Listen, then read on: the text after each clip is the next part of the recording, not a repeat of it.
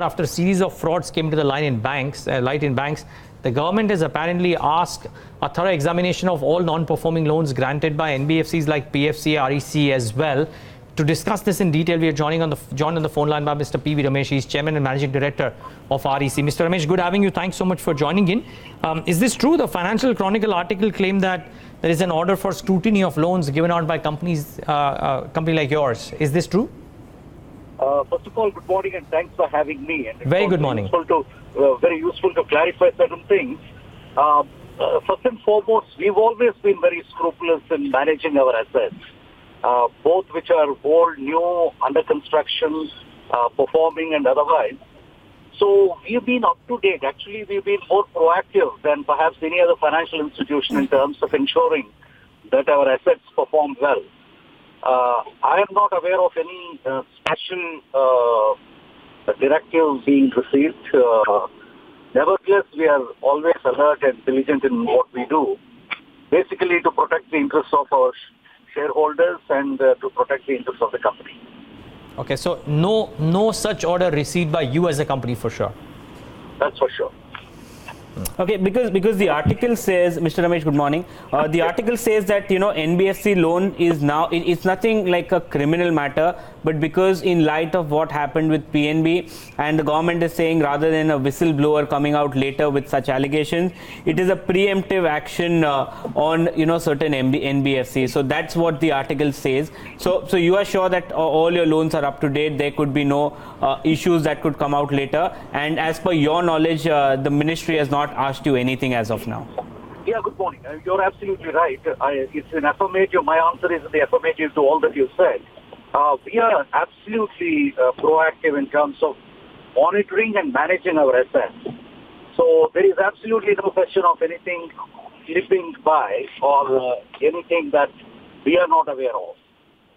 And certainly the ministry is engaged with us on these matters to ensure that we are up to date on matters. In fact, we have special advisors. We have a separate unit for asset management unit, which we set up way back 8 months ago. And then we have KPMG as our consultants who work 24 hours on each of these assets.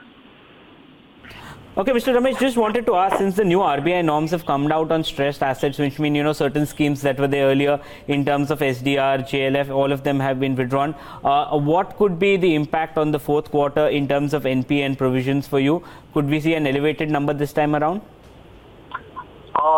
Let me say 2 things. One is it's still not clear whether these norms apply to the NBFCs and especially REC, which is in the long-term financing business. However, let me also say this, in all these cases, we are virtually, in almost all the private sector lending, we have been part of a consortium. And our exposure has been less than 15% of the total project lending to these assets. So we are basically working with the other financial institutions, which are most of them are banks. And these are large financial institutions to comply with the RBI norms. And I have no reason. We have done a review of what's likely to be the impact of the RBI guidelines of 12th February on our loan book as well as the assets. And I do not see any change in what we have done because we have taken advanced action in terms of provisioning wherever it is required. So we have taken advanced action to see that the assets that are stressed or de-stressed and made standard. And then with reference to the other cases, we are working with with our partners. Okay, Mr. Ramesh, then just very quickly, you don't think that this will result in a headache for banks either? Because some power producers were saying that because the norms are so stringent, but there might be some delays, because of even a day's delay, they could be classified as NPAs and that could be a problem. You don't think that will be the case? No, that could very well be the issue because as you are aware that the power sector, there is a dissonance between demand and supply. And though the demand is picking up, actually there's a growth of the demand growth of power has been quite active in the past 2-3 months.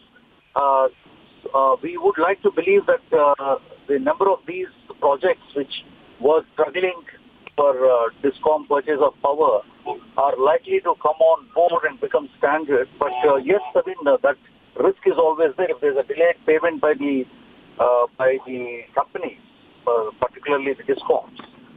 That's exactly what we are working on through Uday because of our close connection by virtue of being the nodal agency for a number of government programs. We work very closely with the power utilities in the states.